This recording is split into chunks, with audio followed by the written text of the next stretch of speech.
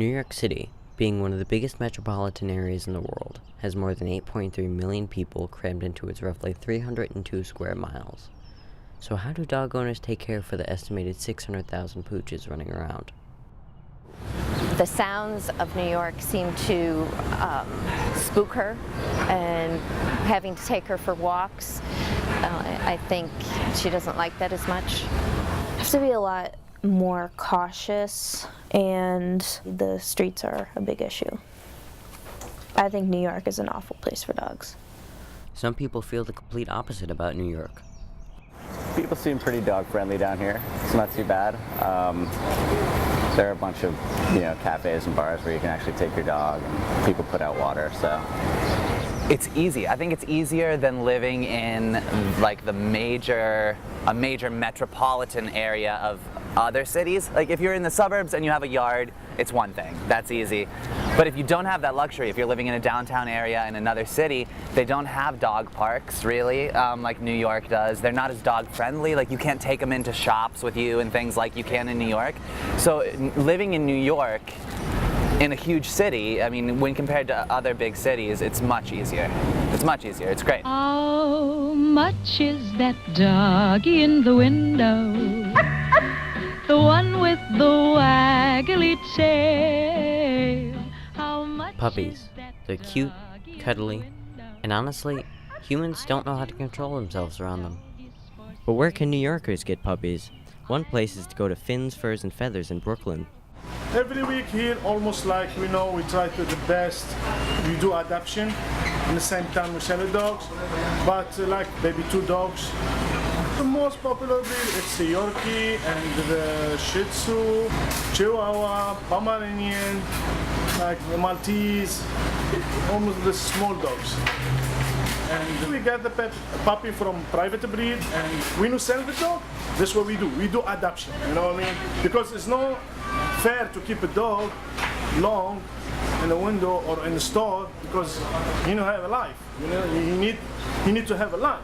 You know what I mean? It's like you need to have a feeling. You know what I mean? You see the dog in the window is happy, and you see him healthy. Most of the people he react like happy. Another way is to adopt a dog at the Sean Casey Animal Shelter.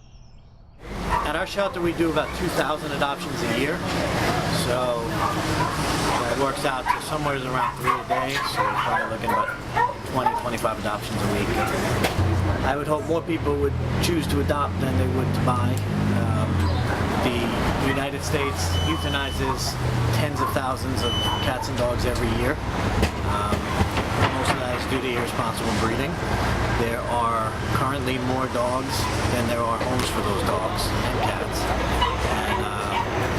And at this point in time, there's no animal you can't find in a shelter. Pure breed, mixed breed, large breed, small breed, old dog, puppy, anything you're looking for. Every day is different. Weekends we usually have more volunteers than we do during the week. We have days like today where there's a group of 17 people that are coming and volunteering their time to walk dogs. But I would have to say our shelter dogs get more walks than probably any shelter in this country. Hello, darkness, my old friend. I've come to talk with you again. Because a vision softly. Losing Chester was probably one of the hardest things I've ever had to deal with. One, because I take care of my dogs like people take care of children. No, I mean I don't dress them up in little girly clothes, but they come first. Everything I do is mindful of them being safe and healthy. And I lost Chester right outside my front door. Got loose from his harness and hit by a car that didn't even stop. And there was nothing I could do. That's something that gives me flashbacks every time I walk out my door. So having to cope with that is not easy, because there's a constant reminder living here, seeing the busy cars in the street, seeing people that are, pretty ignorant and self-centered, people that don't stop.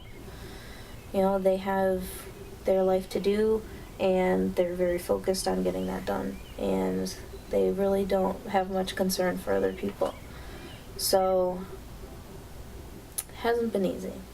It's still not. I don't know if I'll ever be totally over it.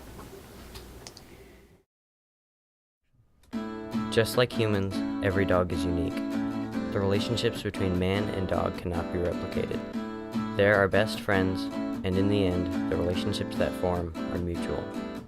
Over 500,000 New Yorkers own dogs, all for many reasons, but the unconditional love and attention they provide is unique to none other than man's best friend.